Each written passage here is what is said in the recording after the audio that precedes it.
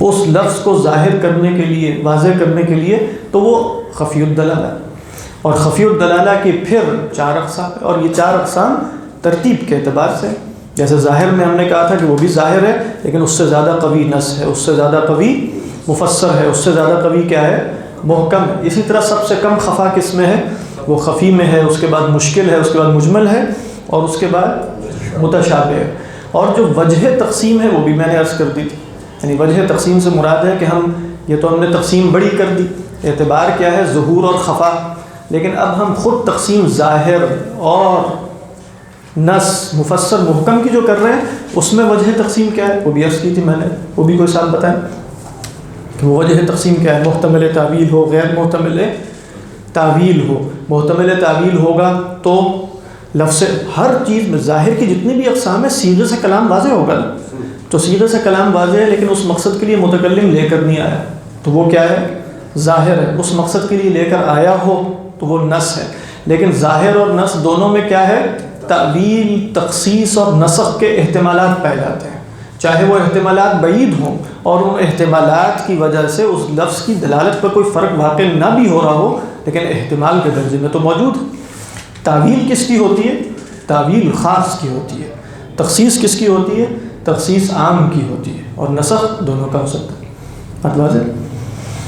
یعنی خاص کی تعویل کیسے ہوگی، مثلا خاص کی تعویل جیسے آپ کہیں کہ وہ حقیقت کی بجائے مجازی معنی میں آئے، حقیقت کی بجائے مجازی معنی میں آئے، یہ بھی تعویل ہے. عام کی آپ تخصیص کر دیتے ہیں.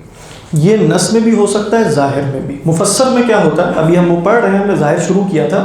مفسر میں ہم نے کیا دیکھا تھا، تخصیص اور تعویل کا احتمال ہے، ہاں نہیں ہے، ہاں لیکن نسخ کا احتمال ہے. اچھا نسخ کا احتمال فی حیات النبی ہے صلی اللہ علیہ وسلم. یہ بات ذہن میں رکھیے، اللہ کے رسول صلی اللہ علیہ وسلم کے دنیا سے رخصت ہو جانے کے بعد اب نسخ کا کوئی احتمال نہیں ہے، بلکہ ہر مفسر کیا ہو جائے گا، محکم ہو جائے گا. لیکن آپ اس کو محکم لغیری ہی کہیں گے. وہ ابھی ہم محکم پر پہنچیں گے تو ہم دیکھیں گے. بات واضح. اور محکم کیا ہوگا پھر، جس میں نہ تعویل کا احتمال ہے، نہ تخصیص کا احتمال ہے، نہ نسخ کا احتمال ہے. اور محکم بھی پھر کیا ہوگا، محکم لذاتی ہی بھی ہو سکتا ہے اپنی ذات میں، اور محکم لغیری.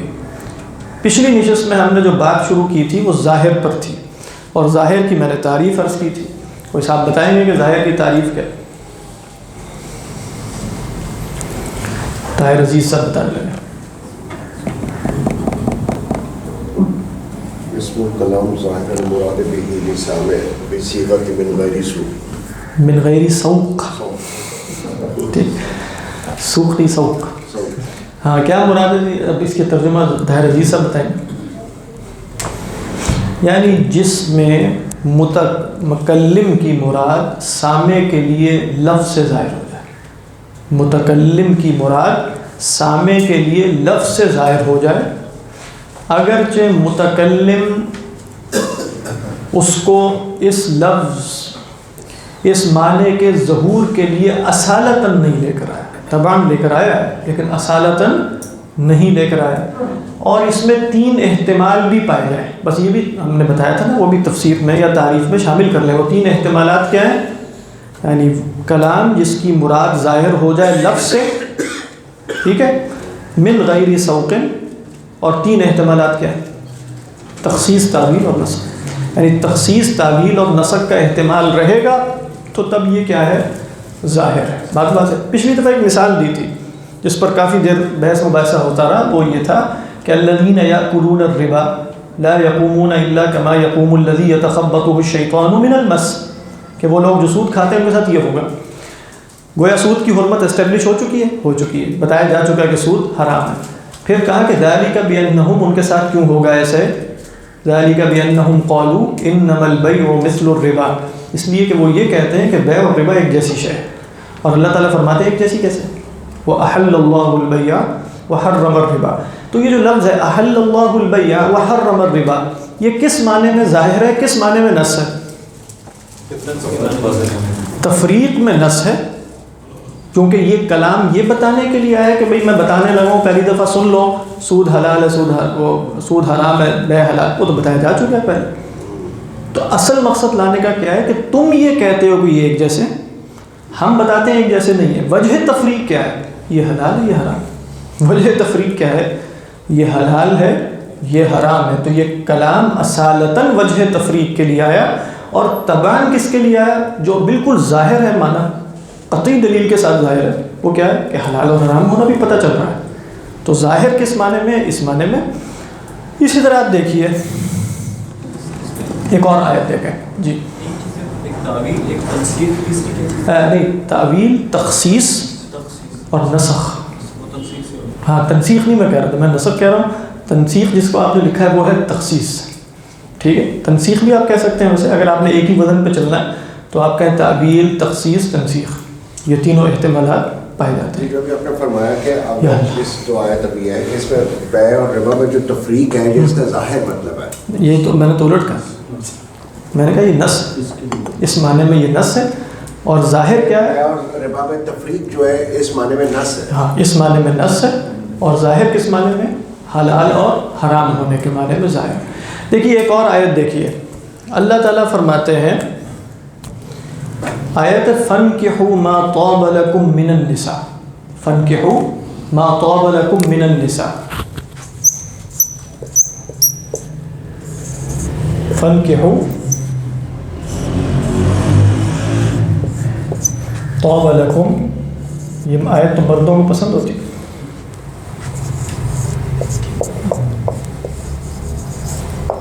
اس کے بعد فرمایا مثنی و ثلاث و رباع. ٹھیک، یہ آیت نص بھی ہے اور ظاہر بھی. کس معنی میں نص ہے؟ یعنی پیچھے سے بات چل رہی ہے کہ وَإِنْ خِفْتُمْ أَلَّا تُقْسِطُوا فِي الْيَتَامَى، اگر تمہیں اندیشہ یہ ہو کہ یتیم خواتین کے بارے میں تم عدل نہیں کر سکو گے اگر ان سے شادی کر لو کیونکہ ان کا والی وارث کوئی نہیں ہے، تو فَانْكِحُوا مَا طَابَ لَكُم مِّنَ النِّسَاء، تو اور خواتین جو پسند آتی ہیں تمہیں ان سے شادی کر لیا کرو. مثنی و ثلاث و رباع، مثنی دو دو کرو، تین تین کرو، چار چار. اس کے بعد فرمایا وَإِنْ خِفْتُمْ أَلَّا تَعْدِلُوا، اگر تمہیں اندیشہ یہ ہو کہ تم عدل سے کام نہیں لو گے، فَوَاحِدَةً، تو ایک پر اکتفا کرو. بات واضح. أَوْ مَا مَلَكَتْ أَيْمَانُكُمْ یا مِلْكَ يَمِين ذَلِكَ أَدْنَىٰ أَلَّا تَعُولُوا، یہ قرین قیاس ہے، قریب ہے اس کے کہ تم زیادتی نہیں کرو گے. اب یہ آیت آئی ہے فَانْكِحُوا مَا طَابَ لَكُم مِّنَ النِّسَاء، یہ کس مقصد کے لیے لائی گئی ہے؟ یعنی نص کس معنی میں ہے اور ظاہر کس معنی میں ہے؟ ظاہر تو شادی کرنے کے بعد. ہاں میں نے بالکل ٹھیک ہے. یعنی ظاہر اس معنی میں ہے کہ شادی کرنا جائز ہے، حل میں نکاح کر سکتے ہو شادی، بالکل. فَانْكِحُوا فعل امر، مَا طَابَ لَكُم مِّنَ النِّسَاء، جس سے چاہو شادی کر لو، جو بھی تمہیں خواتین پسند آ جائے. تو علماء نے کہا کہ ظاہر فی حل النکاح، ظاہر فی حل النکاح، بالکل ٹھیک بات. نص کس میں لائی کیوں گئی؟ یہی بات ہے. اس میں اختلاف ہو سکتا ہے، یہ ذہن میں رکھیے کہ آیت کو نص قرار دینے میں چونکہ اس کا تعلق سیاق و سباق سے ہے اور سیاق و سباق کی تعیین بہرحال محل اجتہاد ہے، تو اس میں اختلاف بھی ہو سکتا ہے کہ آپ کہیں نہیں اس معنی میں نص نہیں ہے، اس معنی میں نص ہے، اور فقہاء اور مجتہدین میں ہوتا بھی ہے. لیکن ہم اس وقت بیان کر رہے ہیں جو اکثر علماء نے کہا زیادتی نہیں ہونی چاہیے. ہاں، کہا کہ یہ نکاح کی علت تو پہلے بھی ثابت ہو چکی ہے. بات واضح. تو یا تو اس معنی میں ہے کہ جن سے تم نکاح کی صورت میں عدل نہیں کر سکتے تو ان کے سوا کسی اور سے کرو، یا نص اس معنی میں ہے کہ شادی بھی جائز ہے، جس سے کرنا چاہو کرو. یہ تو ظاہر ہے. مَا طَابَ لَكُم مِّنَ النِّسَاء، یہ یاد رکھیے گا کیونکہ آگے ہم دیکھیں گے جب تعارض ہوگا تو یہاں ظاہر کا کسی نص سے تعارض ہو رہا ہوگا، تو پھر ہم دیکھیں گے کہ کس کو ہم نے ترجیح دینی ہے. تو کہا کہ نص اس بات کے بیان میں ہے کہ تعدد کی حد کیا ہے، یعنی کتنی شادیاں تم کر سکتے ہو. کہا کہ اس کی دلیل بعد میں آنے والی آیت ہے کہ سیاق یہ ہے فَإِنْ خِفْتُمْ أَلَّا تَعْدِلُوا فَوَاحِدَةً، تو ایک پر اکتفا کرنا اگر عدل نہ کرو، لیکن زیادہ حد کیا ہے؟ 4 تک کر سکتے. تو اس معنی میں یہ نص ہے، یعنی نص فی حل التعدد اور ظاہر فی حل النکاح. تو یہ دونوں کی مثالیں چل رہی ہیں، نص کی بھی اور ظاہر کی بھی. زیادہ کرنے کے بعد پتہ چلے کہ عدل نہیں کر سکتے تو کیا عدل مطلب ظاہری بات ہے، عدل نان نفخے اور بیتوتا میں ہوتا ہے بس. ٹھیک ہے، عدل جو ہے وہ نان نفقہ اور بیتوتا. اس میں عدل کی بنیاد اصلاً دو چیزوں پر ہے، وقت اور پیسہ. وقت اور پیسہ، یعنی پیسہ اگر آپ کے پاس عدل کر سکتے ہیں. باقی جہاں تک محبت قلبی کا تعلق ہے تو اس کے بارے میں بتا دیا کہ وَلَن تَسْتَطِيعُوا أَن تَعْدِلُوا بَيْنَ النِّسَاءِ وَلَوْ حَرَصْتُمْ فَلَا تَمِيلُوا كُلَّ الْمَيْلِ. اسی طرح جو جسمانی تعلق ہے اس میں بھی عدل مقصود نہیں ہے، اس میں بھی عدل مقصود نہیں ہے. مقصود صرف السکنہ والنفقہ اور البیتوتا، رات گزارنا. بیتوتا کس کو کہتے ہیں؟ رات گزارنے کو. بات واضح؟ ویسے یہ بتائیں اس میں جو التعدد ہے وہ بھی تو ظاہر ہے، اس کو آپ نس کیوں بنا رہے ہیں؟ ظاہر نس جو ہے اس میں ظاہر شامل ہے کہ نہیں؟ میں نے شروع میں بتایا تھا نا کہ ظاہر اوپر ہے تو نس میں ظاہر تو شامل ہوگا، وہ معنی بالکل سیدھے سے نظر آ رہا ہوگا، لیکن سوق اور غیر سوق کا فرق ہوگا. تو لہٰذا آپ یہ نہیں کہیں گے کہ یہ معنی بھی تو بالکل واضح نظر آ رہا ہے، اس کو ظاہر تو ظاہر تو ہے، اس لیے کہ یہ ساری اقسام ظاہری کی ہیں. پہلی قسم کو ہم نے ظاہر کہا، لیکن جو اگلی قسم ہے نس وہ ظاہر بھی ہے اور کچھ اور بھی ہے. یہ نہیں کہ وہ ظاہر نہیں ہے اور کچھ اور ہے، بلکہ وہ کیا ہے؟ ظاہر بھی ہے اور مزید بھی کچھ ہے. اب ظاہر میں کیا شامل تھا؟ نہیں ظاہر کی تعریف میں کہ وہ صیغے سے لفظ سے واضح ہونا چاہیے، ٹھیک ہے، تو یہ بھی لفظ سے واضح ہوگا. اچھا اس میں ایک اضافی قید لگ گئی نا، وہ کیا ہے؟ سوق کی. اس میں وہ اضافی قید سوق کی نہیں ہے، تو آپ کیا کہیں گے؟ نص کیا ہے؟ ظاہر و زیادت. ظاہر و زیادت، یہ نہیں ہے کہ نص اور ظاہر الگ الگ ہیں، بالکل نہیں. نص میں ظاہر شامل ہے لیکن ہر ظاہر نص نہیں. ہر نص جو ہے وہ ظاہر ہے لیکن ہر ظاہر نص نہیں ہے. تو کیا تعلق ہوا اس کا؟ عموم خصوص مطلق کا. تو جو نص ہے وہ بڑا دائرہ ہے، جو ظاہر ہے وہ بڑا دائرہ ہے اور نص جو ہے وہ چھوٹا دائرہ ہے، کیونکہ نص کے اندر ایک اضافی قید ہے. جہاں قید لگتی چلی جائے گی، آپ نے مقید پہ کیا پڑھا ہے؟ اس سے انتشار بڑھتا ہے کہ انتشار کم ہوتا ہے؟ قید سے انتشار کم ہو جاتا ہے. تو جیسے اب جس میں بھی قید لگے گی وہ چھوٹا دائرہ ہوگا. آپ مزید آگے مفسر کو لے جائیں گے وہ اور چھوٹا دائرہ ہو جائے گا، مزید اس کو آگے جائیں گے اور چھوٹا ہو جائے گا. تو قید سے انتشار بڑھتا ہے، اطلاق سے انتشار ختم ہوتا ہے. جتنے آپ مطلق ہوں گے اتنے آپ کیا ہوں گے؟ منتشر اردو والا نہیں. ہاں، جتنے آپ مقید ہوں گے اتنے آپ محدود ہوں گے، جتنے آپ مطلق ہوں گے اتنے آپ لامحدود ہوں گے. اصول فقہ والے جب تصوف بیان کرتے ہیں وہ اس طرح کرتے ہیں.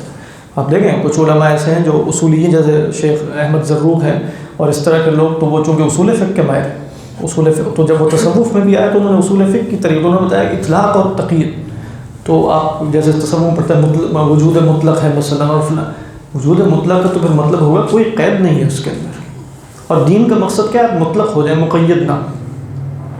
جتنا آپ حدود اور شہوات میں گھرتے چلے جائیں گے آپ مقید ہیں. اطلاق کیا ہے کہ آپ اپنے نفس کی قید سے بھی آزاد ہو جائیں. بات واضح کہ تو گویا دین میں تزکیہ کا مقصد کیا ہوگا؟ وہ مطلق بننا ہے نہ کہ مقید. اور مطلق بننا جو ہے وہ اللہ کی غلامی میں ہے. تو اللہ کی غلامی یہ قید رہے گی، لیکن وہ قید اتنی وسیع ہے کہ وہ انسان کو مطلب غائب درجے کا انتشار اور وسعت عطا کرتی ہے. بہرحال سب سے بڑی قید نہیں، وہ قید نہیں ہے، وہ میری ماہیت، یعنی ماہیت کی وجہ سے جو قید لگ گئی، کیونکہ میں خدا ہو نہیں سکتا.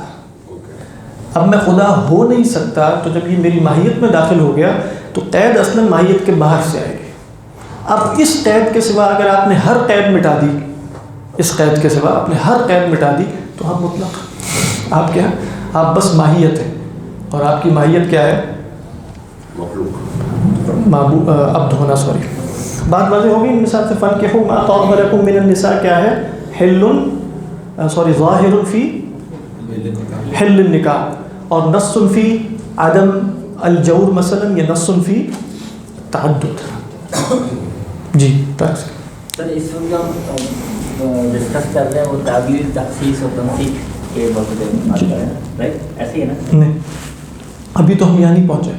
ابھی تو ہم صرف شروع میں کہا کہ تعبیر یہ ہوتی ہے، تعبیر خاص کی ہوتی ہے، تخصیص عام کی ہوتی ہے. وہ ابھی میں نے صرف ڈیفینیشن ان کی دی تھی.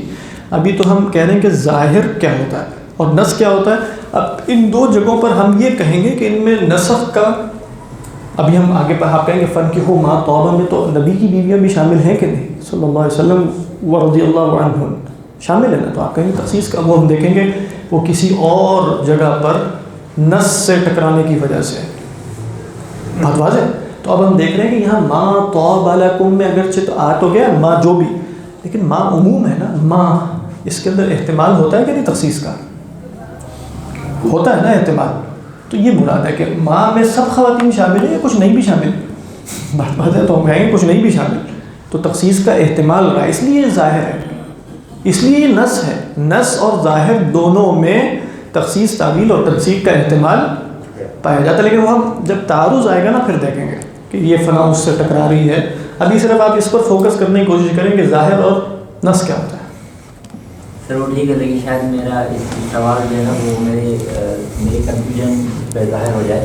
کنفیوژن بھی ظاہر ہو جائے. میں نے پوچھا تھا کہ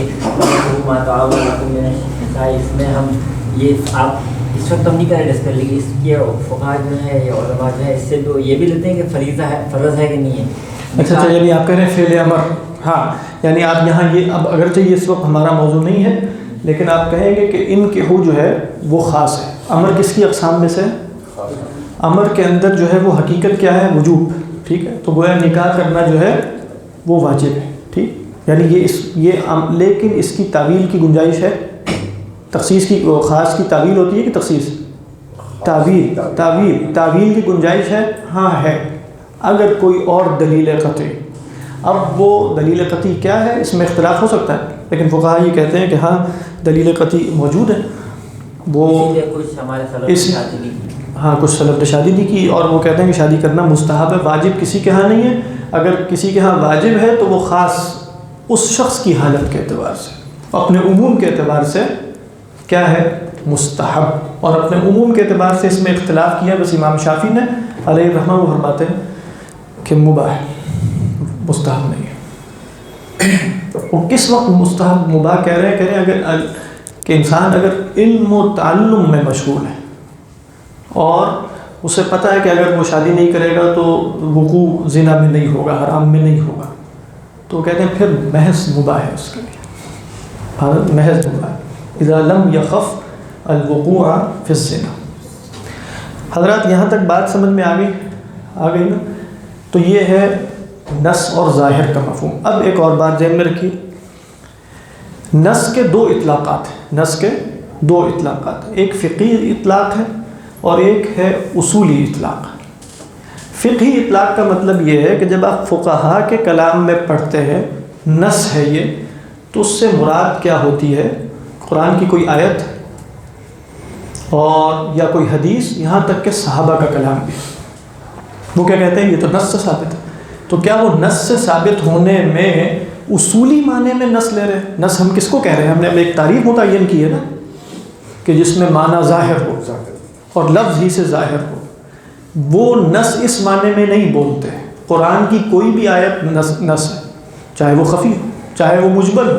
آپ کہیں گے بھئی نماز کا وجوب کہاں سے ثابت ہے؟ اقیم الصلاۃ. آپ کہیں گے اقیم الصلاۃ نص سے ثابت ہے، لیکن یہ اس معنی میں نص ہے اقیم الصلاۃ، وہ تو آپ مجمل میں جا کے پڑھیں گے. تو وہ فقہی اطلاق. اور اصولی اطلاق کیا ہے؟ نص کا یہ ہے، یا امام شافعی کے ہاں محکم کے معنی میں بھی استعمال ہوتا ہے. یہ تقسیم ہم احناف کی دیکھ رہے ہیں. تو احناف کے ہاں تو ابھی اس میں گنجائش ہے تخصیص اور تعویل کی. امام شافعی علیہ الرحمہ کئی دفعہ جب نص استعمال کرتے ہیں تو جس میں تخصیص اور تعویل کی بھی کوئی گنجائش نہیں ہے. تو اس معنی میں نص حجت ہوتی ہے. یہاں بھی نص حجت ہے. ابھی ہم اس کا حکم دیکھیں گے. فقہی معنی میں کوئی شے نص سے ثابت ہونے سے نہ وجوب لازم آتا ہے نہ حرمت لازم آتی ہے، کچھ بھی لازم نہیں آتا. آپ کہیں شیطان کا وجود نص سے ثابت ہے، بالکل ثابت ہے، اس میں تو کوئی شک نہیں. شیطان کا مکر بھی، اس کا فریب بھی، اس کا دجل بھی، سب کچھ نص سے ثابت ہے. ہاں اب کیا ہے اس میں کوئی فقہی حکم کا بیان نہیں، بس نص میں ذکر ہے اس کا. یار یہ ذہن میں رکھیے، کئی دفعہ ہم کہتے ہیں منصوص ہے شے، اور منصوص بول کے ہم یہ بتانا چاہ رہے ہوتے ہیں کہ اس کی خلاف ورزی نہیں ہو سکتی. وہ خلاف ورزی والا منصوص یہ ہوتا ہے، نہ کہ خلاف ورزی والا منصوص فقہی معنی میں ہوتا ہے. نہیں سمجھ آ رہی بات؟ ہاں نہیں بھی آ رہی تو ٹھیک ہے. مراد یہ ہے کہ نص کا یہ اصولی اطلاق ہے. اصولی اطلاق میں نص کیا ہے؟ اس کا معنی ظاہر اور قطعی الدلالہ ہوتا ہے. وہ بھی ہم دیکھیں گے. اگرچہ احتمال تخصیص ہے، احتمال تعویل ہے، لیکن پھر بھی قطعی الدلالہ ہے. کیوں؟ اس کا جواب آپ کو دینا چاہیے فوری. احتمال تخصیص اور احتمال تعویل کے ساتھ ساتھ قطعی الدلالہ کیوں ہے؟ تعویل کس کی ہوتی ہے؟ خاص کی.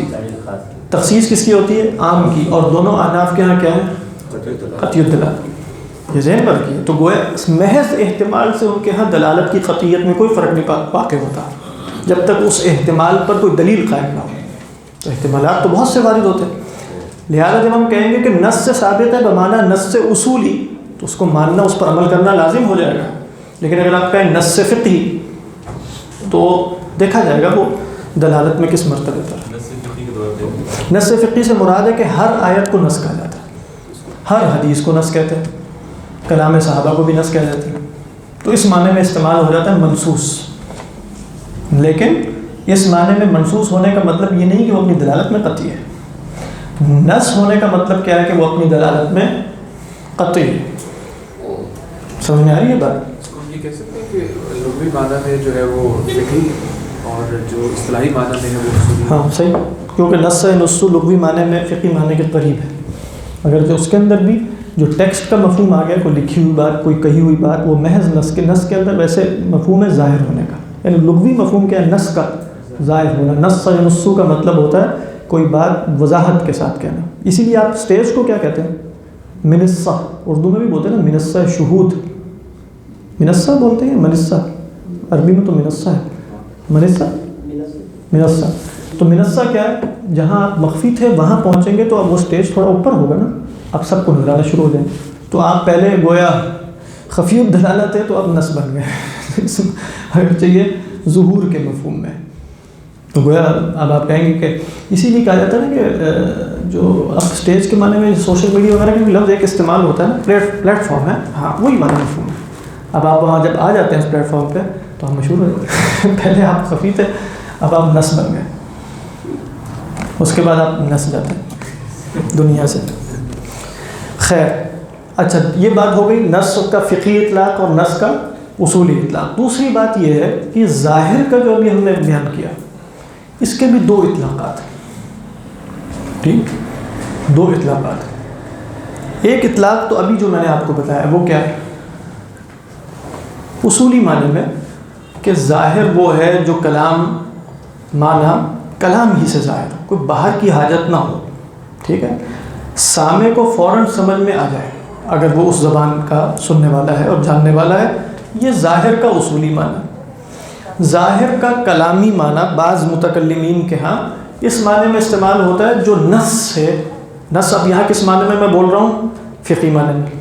ٹھیک ہے، جو نص سے متبادر الی الذہن، ضروری نہیں ہے کہ وہ ظاہر، بات واضح کہ اس کو وہ ظاہر کہہ دیتے ہیں. یعنی آپ نے نص پڑھی، ابھی میں مثال دیتا ہوں کہ جیسے ان الذین یبایعونک انما یبایعون اللہ، وہ لوگ جو آپ سے بیعت کرتے ہیں وہ اللہ سے بیعت کر رہے ہیں. پھر فرمایا ید اللہ فوق ایدیہم، ید اللہ فوق ایدیہم، اللہ کا ہاتھ ان کے ہاتھ کے اوپر ہے.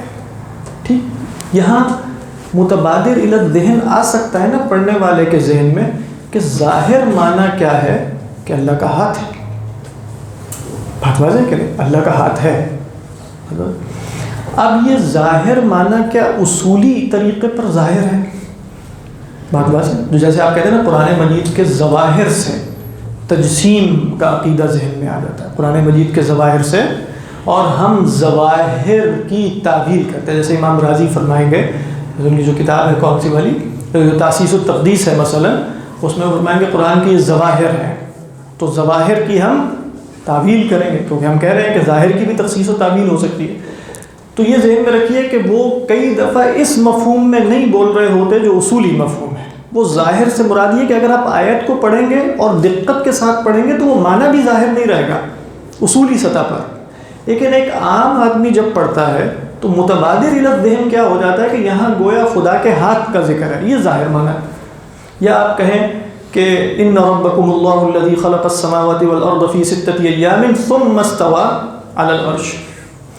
آپ ان آیات کو آگے پیچھے اوپر نیچے سے دیکھیں گے تو پتہ چل جائے گا استواء علی العرش میں عرش کے اوپر بیٹھنے کا بیان ہی کوئی نہیں ہے. مفہوم ہے ہی کچھ اور، ظاہر بھی کچھ اور ہے. لیکن متبادر الی الذہن کیا ہوتا ہے؟ متبادر الی الذہن کہ بھئی شاید اللہ سبحانہ وتعالیٰ نعوذ باللہ کہیں مستقر ہے کسی شے پر، جیسے کہ جسم کسی شے پر مستقر ہوتا ہے. تو کئی دفعہ متکلمین جب ظاہر بولتے ہیں تو ان کی مراد اصولی معنی میں یہ نہیں کہ یہ لفظ اور صیغے سے بالکل واضح ہے کلام میں. کیوں؟ اس لیے کہ آپ بتا سکتے ہیں کیوں؟ میں نے بتایا یہاں پہلے. اس لیے کہ یہ کلام کی تقسیم ہے. کلام محض استواء علی العرش کا نام نہیں ہے. کلام اس جملے میں استواء علی العرش آ رہا ہے. سمجھ میں آ رہی ہے کہ نہیں؟ تو جب آپ کہتے ہیں ظاہر معنی، تو ظاہر معنی بھی سیاق کے بغیر نہیں ہوتا. محض لفظ کی بات نہیں ہو رہی. ہاں سیاق میں وہ اس مقصد کے لیے لایا گیا ہے کہ نہیں، یہ اور مسئلہ ہے، لیکن ظاہر معنی کلام سے ہوگا اور وہ سیاق میں آئے گا. بات واضح؟ تو استواء علی العرش کو خالی دیکھیں گے تو ایسے ہی محسوس ہوگا، لیکن جب آپ اس کو کلام میں ان ربکم اللہ اور پورے کلام میں دیکھیں گے، جملہ تامہ میں دیکھیں گے، آگے پیچھے کے ساتھ دیکھیں گے، تو بات واضح ہو جائے گی کہ ظاہر معنی بھی اصولی سطح پر مراد نہیں ہے. بات واضح؟ تو لیکن کچھ جگہوں پر ہو بھی سکتا ہے، لیکن میں بتا رہا ہوں کیونکہ اس پر پھر اعتراض یہ ہوتا ہے کہ متکلمین ظواہر کی، اور ظواہر سے مراد فوری آتا ہے اصولی معنی میں ظاہر. وہ کہتے ہیں قرآن کے اتنے ظواہر جس میں بات بالکل واضح ہے، کیونکہ ظاہر میں لفظ اور صیغے سے بات سمجھ میں آتی ہے، بالکل واضح ہوتی ہے نا. تو یہ متکلمین آتے ہیں اس کی ادھر تعویل کر دی، اس کی ادھر کر دی. اصلاً آپ دیکھیں تو وہ تعویل بھی نہیں ہوتی، لیکن وہ تسامحاً ہم اس کو تعویل کہتے ہیں. بلکہ کلام میں غور کیا جائے گا، جیسے استواء علی العرش کی 6 یا 7 آیات جمع کریں گے، بالکل بات واضح ہو جائے گی کہ یہاں استواء علی العرش کی بات ہی نہیں ہو رہی. تو ظاہر کا بھی ایک وہ معنی ہے ما ظہر للسامع، صیغے سے ظاہر ہوا ہے یا اس کے وہم میں ظاہر ہوا ہے، اس عموم کے ساتھ. ظاہر اصولی میں قید کیا ہے کہ وہ لفظ ہی سے ظاہر ہونا چاہیے کلام کے اندر، لیکن ما ظہر میں بغیر یہ قید تو وہم بھی ہو سکتا ہے، خطا بھی ہو سکتی ہے، اس کا پرانا کوئی عقیدہ اور تصور بھی ہو سکتا ہے، اس کا خدا کے بارے میں تجسیمانہ تصورات بھی مدد کر سکتے ہیں اس ظاہر کے ظاہر ہونے میں. اس میں شرط تو نہیں ہے نا کہ وہ کلام میں بھی ظاہر ہے. تو یہ بھی ذہن میں رکھیے گا. سمجھ میں آ گئی بات؟ آپ کی نظر میں اس سے کیا مراد ہے؟ میری نظر میں یعنی آپ کہنا 6-7 آیات ملائیں. ہاں، مراد یہی ہے کہ اللہ سبحانہ وتعالیٰ نے کائنات، یعنی جو علماء نے کہا کائنات بنائی ہے، اس کی تدبیر بھی فرما رہے ہیں. یہ نہیں کہ کائنات بنانے کے بعد ایک چھوڑ کے کہیں وہ خدا نہ، کائنات بنانے کے بعد وہ مستوی علی العرش بھی ہے. اسی لیے اکثر جگہوں پر استواء علی العرش کی تفسیر کے طور پہ آئے استواء علی العرش یدبر الامر. اگر آتا نا استواء علی العرش ویدبر الامر تو ہم کہتے ہیں کہ تدبیر امر الگ ہے، استواء علی العرش الگ ہے. لیکن جب کہا استواء علی العرش یدبر الامر تو بات واضح ہو گئی کہ استواء علی العرش تدبیر امر ہے. میں نہیں کہہ رہا کہ بات واضح ہوگی، یہ تعویل ہو سکتی ہے. لیکن قیامت کے دن 8 فرشتے اللہ کا عرش اٹھائے گئے. عرش تو موجود ہے، وہ اور دلائل سے ثابت ہے. رب العرش العظیم، اللہ عرش عظیم کا مالک ہے، لیکن وہ رب ہے اس کا.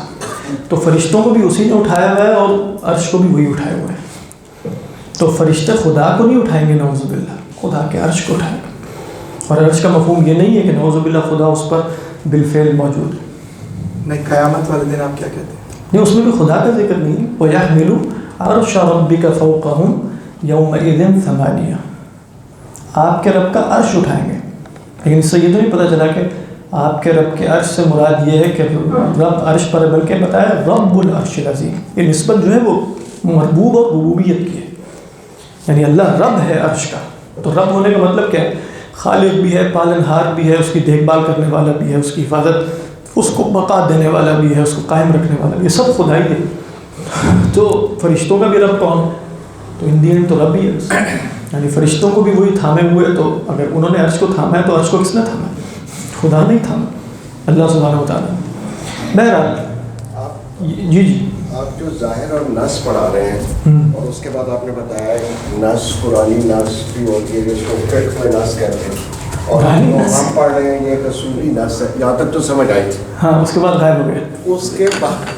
اس کے بعد جو کوئی نہیں، ابھی اس کو دوبارہ بتا دیتا ہوں. دیکھیں ہم جو اصول اختصار اصول فقہ میں ہم نص پڑھ رہے ہیں، وہ کیا ہم نے پڑھی ہے ظاہر اور نص کہ جو معنی کلام سے ظاہر ہو بغیر کسی اور شے کی حاجت کے، بالکل ٹھیک، بس اس میں تعویل، تخصیص اور تنسیق کا احتمال ہوتا ہے۔ جی نص میں بھی یہی بات ہے، لیکن نص میں ایک اضافی قید کیا اس مقصد کے لیے کلام لہ جاتا ہے، ٹھیک ہے۔ یہ دونوں معنی ہیں اصول فقہ میں، ٹھیک ہے جی، ہو گئی بات یہاں تک واضح؟ یہ دونوں معنی کس میں ہیں؟ اصول فقہ میں۔ پھر میں نے یہ عرض کیا تھا کہ ہمارے یہاں صرف اصول فقہ تو نہیں ہے نا، ہمارے یہاں اور بھی علوم ہیں، ہمارے یہاں فقہا بھی ہیں اور متکلمین بھی ہیں، صوفیہ بھی ہیں، تو ہو سکتا ہے وہ انہی اصطلاحات کو اصول فقہ کے معنی کی بجائے کسی اور معنی میں استعمال کر لیں، ممکن ہے نا؟ یہ بھی سمجھ آ گیا، جہاں تک سمجھ میں آ گیا۔ پھر میں نے یہ بتایا کہ نص، ابھی جو میں نے تعریف بتائی ہے وہ تو اصول فقہ کے معنی میں تھی، لیکن ایک وسیع معنی میں فقہا بھی استعمال کر لیتے ہیں، صوفیہ بھی کر لیتے ہیں، متکلمین بھی، اس میں صرف فقہا کی شرط نہیں ہے۔ وہ کیا ہے کہ وہ ہر قرآنی آیت کو بھی نص کہہ دیتے ہیں، ہر حدیث کو بھی نص کہہ دیتے ہیں، لیکن اب وہ قرآنی آیت یا حدیث ہو سکتا ہے یہاں نص نہ ہو بلکہ کچھ اور ہو اس معنی میں، تو وہ ایک بڑا معنی میں، بڑے معنی میں، ایک وسیع اصطلاح میں ہر آیت حدیث کو نص کہہ دیتے ہیں، یہ نص کا وہ معنی ہے۔ ظاہر کے بارے میں نے کہا کہ اصولی تعریف ہم نے پڑھ لی، بس اس میں معنی ظاہر ہوتا ہے لیکن اس مقصد کے لیے کلام نہیں لایا گیا ہوتا، تخصیص، تعویل اور تنسیق کا احتمال ہوتا ہے، یہ اصولی معنی ہو گیا۔ پھر میں نے کہا کہ کچھ لوگ ظاہر سے، یعنی متکلمین کئی دفعہ بولتے ہیں کہ ظاہر کلام کی ہم نے تعویل کی، تو وہ ظاہر سے مراد اس معنی میں بسا اوقات نہیں لے رہے ہوتے، کئی دفعہ لے بھی رہے ہوتے ہیں، کیونکہ اس کی بھی تعویل جائز ہے۔ یہ جو آخری والی چیزیں نا یہ بالکل سمجھ نہیں آئی، جو متکلمین سے جو شروع ہوتا ہے، ہاں متکلمین، اس کو سمجھنا ضروری تھی، اس کو سمجھنا واقعی ضروری، لیکن آپ یہ ذہن میں رکھیں متکلمین کئی دفعہ ظاہر اصولی معنی کے سوا ایک اور معنی میں بول لیتے ہیں کہ جس میں پڑھنے والے کو بس ویسے ہی سمجھ میں آ جائے کہ شاید مراد یہ، شاید لفظ میں نہ بھی ہو، ظاہر کی اصولی تعریف میں تو لفظ میں ہونا شامل ہے نا، لیکن اگر پڑھنے والے کو اپنے کسی پریویس بیک گراؤنڈ کی وجہ سے، کوئی خاص تصور کی وجہ سے کچھ اور سمجھ میں آ گئے تو وہ اس معنی میں تو ظاہر ہے کہ اس کو یہی ظاہر لگ رہا ہے، لیکن اصولی معنی میں تو ظاہر نہیں ہے نا، کیونکہ وہ لفظ سے ظاہر نہیں ہے، وہ تو ریڈر ڈیپینڈنٹ ہو گیا نا، ریڈر ڈیپینڈنٹ ہے، یس، تو ریڈر ڈیپینڈنٹ تو ہمیں پڑھنے کی ضرورت نہیں ہے، ہاں بالکل، لیکن میں بتا رہا ہوں کہ ہو سکتا ہے آپ کئی دفعہ کسی کتاب میں پڑھیں کہ انہوں نے ظاہر کا لفظ استعمال کیا تو آپ کہیں گے یہ ظاہر اس معنی میں ہے کہ اس معنی میں، ہو سکتا ہے اس معنی میں۔ اب آگے آپ چلیے، اچھا دو باتیں رہ گئی، ظاہر اور نص کا حکم کیا ہے؟ یہ تو ہم نے ظاہر اور نص کی تعریف پڑھ لی نا، اس کا حکم کیا ہے، پھر اس کے ساتھ کیا کیا جائے گا؟ کہا کہ اس پر عمل کرنا واجب ہوگا، عمل کرنا اس پر واجب ہوگا، احتمال تخصیص و تعویل کے ساتھ، احتمال وہ جو تینوں قیدیں لگا لیں، احتمال تعویل و تخصیص و تنسیق کے ساتھ، یعنی یہ اپنے مفہوم پر دلالت حتمی رکھے گا، اس سے وجوب بمعنی فرضیت بھی ثابت ہوگی۔ یہاں وجوب سے مراد ہم وہ والا نہیں کہہ رہے فرض اور واجب میں الگ والا، اس سے کیا ثابت ہو جائے گی؟ فرضیت ثابت ہو جائے گی یا تحریم ثابت ہو جائے گی، جو بھی اس کا موضوع ہے اس آیت کا، اگرچہ احتمال کیا رہے گا؟ جو وہ تخصیص، تعویل اور تنسیق کا احتمال رہے گا۔ دیکھیے یہ ہم تعریف مکمل کرنے کے بعد جب آگے جائیں گے تو ہم دیکھیں گے کہ ان میں جب تعارض ہوتا ہے نا بظاہر میری نگاہ میں، تو پھر ہم ترجیح کس کو دیں گے؟ آپ کو بھی پتہ ہی چل رہا ہے، جب ہم نے کہا کہ اقوا کیا ہے، نص اور ظاہر میں سے زیادہ قوی کون سا ہے؟ نص، تو اگر نص اور ظاہر میں تعارض آ جائے تو کس کو ترجیح دیں گے؟ اگر مفسر اور ظاہر میں آ جائے، مفسر اور نص میں آ جائے، محکم اور مفسر میں آ جائے، محکم اور نص میں آ جائے، محکم اور ظاہر میں آ جائے، اس کی دو چار مثالیں ہیں انشاءاللہ ہم دیکھیں گے۔ بات واضح نہیں؟ تو منطقی سی بات ہے نا، اقوا کو اضعف پر ترجیح دی جاتی ہے، اقوا کو اضعف۔ اب مفسر کیا ہے؟ ٹائم تو ہو گیا۔ مفسر آپ بتائیے کیا ہے؟ آپ کو لوگوں کو تعریف پتہ ہے اس کی؟ بتائیے جلدی سے، پوری تعریف بتاؤ، مفسر کی تعریف کیا ہے؟ آپ دیکھیں مفسر میں ظاہر شامل ہونا چاہیے، تعریف جب میں آپ سے پوچھ رہا ہوں تو مفسر میں ظاہر تو شامل ہی شامل۔ جی فرمائیے۔ ظاہر المراد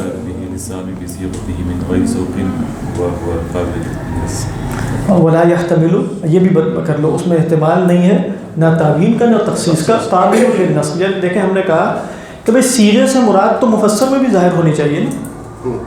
اس کے بعد اب یہ باریک سا اختلاف ہے کہ سوق ضروری ہے یا نہیں. یعنی ہم نے کہا نا کہ ظاہر میں نص شامل ہے، لیکن مفسر میں لازماً نص ہونا ضروری ہے کہ نہیں. خود اصولیین میں اختلاف ہوتا ہے. یعنی ہو سکتا ہے وہ کہیں ظاہر ہے لیکن اگر تعویل اور تنسیخ کی گنجائش نہ رہے تب بھی مفسر ہوگا، تب بھی کیا ہوگا؟ مفسر ہوگا. لیکن کیا ہے، لفظ سے کلام سے مراد بالکل ظاہر ہے، ٹھیک ہے، لیکن ساتھ ہم نے وہاں قیدیں کیا لگائیں کہ 3، وہاں سے 2 ہٹا دیں ادھر سے. آپ کہیں تعویل کی بھی گنجائش نہیں ہے، تخصیص کی بھی گنجائش نہیں ہے، لیکن تنسیخ نسخ کی گنجائش موجود ہے. آپ کہیں گے کہ یہ کیسے ہو گئے؟ لفظ تو اسی طرح کا ہی کوئی آئے گا نا، کیوں آپ کہہ رہے ہیں وہاں تعویل اور تخصیص کی گنجائش نہیں؟ وہ بھی ہم دیکھ لیتے ہیں یا وہ آئندہ دیکھیں گے. ویسے آج کل ہمیں مفسر اور محکم علیحدہ پڑھنے کی ضرورت ہے. ہم اس کو ایک ہی کیوں نہیں پڑھتے؟ کیونکہ تنسیخ تو ہو نہیں سکتی. کس کی؟ اب مفسر کی. ہاں تو اس لیے آپ پڑھیں گے کہ دیکھیں محکم، آپ کہیں گے کہ ہر مفسر محکم ہو چکا ہے، ہاں تو ایک ہی پڑھیں. لیکن ہم یہ دیکھیں گے کہ محکم 2 قسم کے ہوتے ہیں. وہ محکم 2 قسم کے، اس میں ایک محکم ہے جس میں اگر آپ نسخ کا احتمال بھی رکھیں تو استحالہ یا عقلی لازم آ جائے گا یا شرعی لازم آ جائے گا. وہ اللہ کے رسول صلی اللہ علیہ وسلم کی حیات میں بھی اس کے نسخ کی کوئی گنجائش نہیں ہے. ٹھیک ہے، یہ کیا ہے؟ محکم لذاتی. جس کو آپ مفسر کہہ رہے ہیں کہ جس میں آپ صلی اللہ علیہ وسلم کے پردہ فرمانے کے بعد احتمال ختم ہو گیا، وہ مفسر لغیری ہے. تو ہم اس لحاظ سے تو فرق کریں گے نا کہ محکم لذاتی ہی اور مفسر لغیری ہی جو محکم ہو گیا، ان دونوں میں فرق ہے کہ نہیں؟ اگر حکم دونوں کا ایک ہے تو بالکل فرق نہیں ہوگا. فرق کوئی حکم میں کوئی بھی نہیں رہے گا انشاءاللہ. اگر حکم میں فرق نہیں ہے تو لیکن اس کو ایز اے سنگل اینٹی پڑھیں. وہ حکم تو اس کا عملی نتیجہ ہے نا. تصور اور ذہن میں فرق ہے کہ نہیں؟ اس سے کیا فرق پڑتا ہے؟ دیکھیں ابھی میں نے آپ کو بتایا کہ محکم وہ ہے جس کا اگر آپ نسخ فرض کریں تو اس سے خدا نہ رہے، رسول نہ رہے. یہ خدا نہ رہنا استحالہ عقلی ہے اور رسول کا رسول نہ رہنا استحالہ شرعی ہے. ٹھیک، تو یہ محکم ہوا. مفسر کی تعریف میں یہ بات شامل ہے کہ جس کا اگر آپ نسخ احتمال کریں تو رسول نہ رہے، خدا نہ رہے. ابھی وہ ہم دیکھ لیں گے کیسے، اس کی مثالیں بھی دیکھ لیں گے. لیکن فرق ہو گیا نا، میرے یہاں ذہن اور تصور میں فرق ہے نا کہ ایک چیز اپنی ذات میں نسخ کا احتمال نہیں رکھتی اور ایک چیز اس وجہ سے نہیں رکھتی کہ رسول اللہ صلی اللہ علیہ وسلم دنیا سے تشریف لے جا چکے ہیں. دونوں میں فرق ہے. تو یہ اس فرق کی وجہ سے ہم نے یہاں بھی فرق ملحوظ خاطر رکھا. اس کی جو وضاحت ہے مفسر کی اور اس کی 2 اقسام، جیسے بھی ہمیں پتہ چلا مفسر اس طرح محکم لذاتی ہی اور لغیری، اسی طرح مفسر لذاتی ہی اور لغیری ہی بھی ہے. اور پھر انشاءاللہ اگلی نشست میں اس چاروں کو بالکل مکمل کر دیں گے. یعنی ان میں تعارض کی بھی 4 صورتیں دکھا کے اور اس کی ایک مثال دکھا کے اور بات واضح ہو جائے گی. لیکن کانسیپٹ کلیئر ہو گیا نا. یعنی آپ دیکھ رہے ہیں کہ ظاہر، نص، مفسر. تو مفسر میں کیا نہیں رہا اب؟ تخصیص و تعویل کیوں نہیں رہا؟ کوئی کلام میں ایسا قرینہ نظر آ رہا ہوگا تو وہ ہم دیکھ لیں گے کہ وہ کیا قرینہ. اسی پر اتفاق.